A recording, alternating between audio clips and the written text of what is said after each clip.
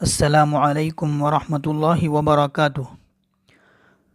حاضرین، ویڈیو پورا دیکھیے کیونکہ یہ بہت ہی اہم ویڈیو ہے، شاید آپ کے کام میں آ جاوے۔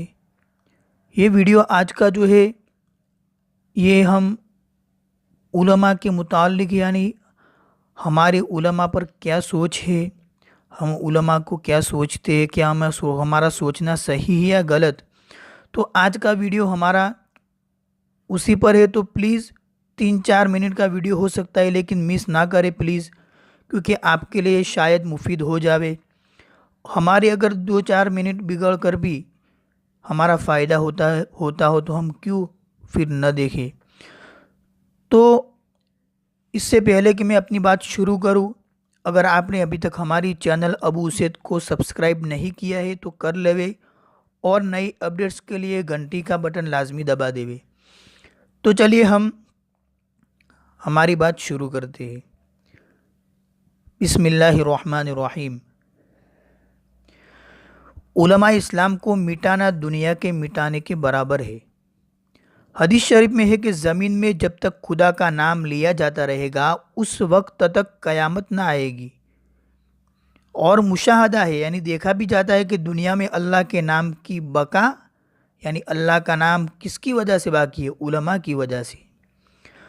بس علماء کا وجود بقائے عالم کا ذمہ دار ہے، مگر افسوس لیڈر لوگ ان کو نکما سمجھتے ہیں۔ اور سنا ہے کہ آج کل ایک جماعت علماء کے استحصال کی فکر میں ہے، طرح طرح کی تدبیروں سے ان کے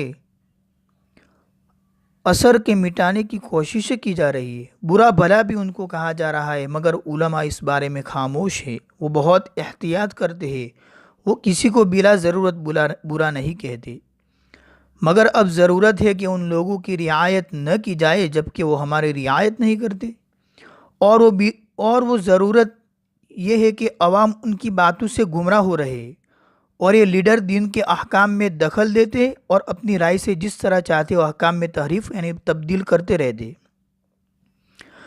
اور عوام ان کو مولویوں اور مولانا سمجھتے ہیں۔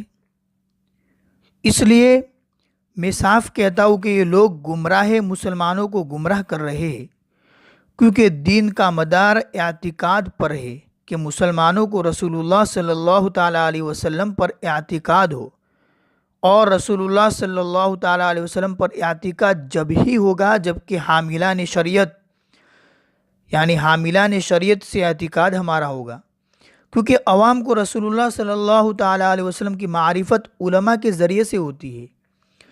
جس نے علماء کو نہیں پہچانا وہ رسول کو نہیں پہچان سکتا۔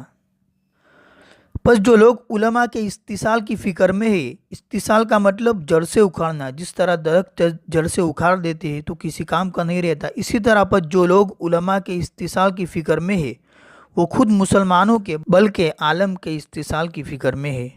میں ایک اور بات کہتا ہوں جو کہنے کی تو نہیں ہے، وہ یہ کہ عالم اگر بد عمل بھی ہو، عالم اگر بد عمل بھی ہو جب بھی تم کو اس پر اعتراض کا حق نہیں ہے، عالم اگر بد عمل بھی ہو جب بھی تم کو اس پر اعتراض کا حق نہیں، کیونکہ وہ مدعی علم کا ہے نہ عمل کا۔